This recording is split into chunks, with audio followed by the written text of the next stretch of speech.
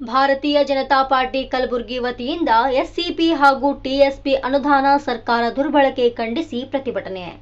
ದಿನಾಂಕ 5/3/2025ರಂದು ಕಲಬುರಗಿಯಲ್ಲಿ ರಾಜ್ಯ ಕಾಂಗ್ರೆಸ್ ಸರ್ಕಾರ ಪರಿಶಿಷ್ಟ ಜಾತಿ ಹಾಗೂ ಪರಿಶಿಷ್ಟ ಪಂಗಡದ ಎಸ್ಸಿಪಿ ಮತ್ತು ಟಿಎಸ್ಪಿ ಅನುದಾನವನ್ನು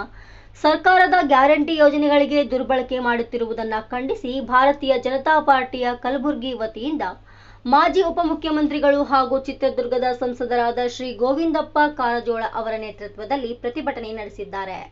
ಈ ಸಂದರ್ಭದಲ್ಲಿ ಪಕ್ಷದ ಪದಾಧಿಕಾರಿಗಳು, ಮುಖಂಡರು, ಅಭಿಮಾನಿಗಳು ಭಾಗಿಯಾಗಿದ್ದರು.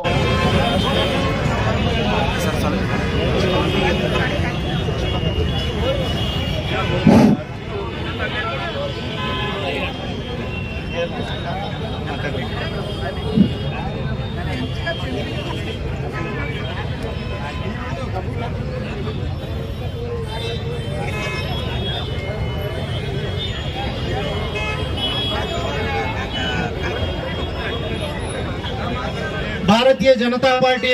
ಕಲಬುರಗಿ ಜಿಲ್ಲೆ ವತಿಯಿಂದ ಹಮ್ಮಿಕೊಂಡಂತ ಎಸ್ಸಿಪಿ ಟಿಎಸ್ಪಿ ಹಣದ ದುರ್ಬಳಕೆ ಬೃಹತ್ ಪ್ರತಿಭಟನೆಗೆ ಕಾರ್ಯಕ್ರಮ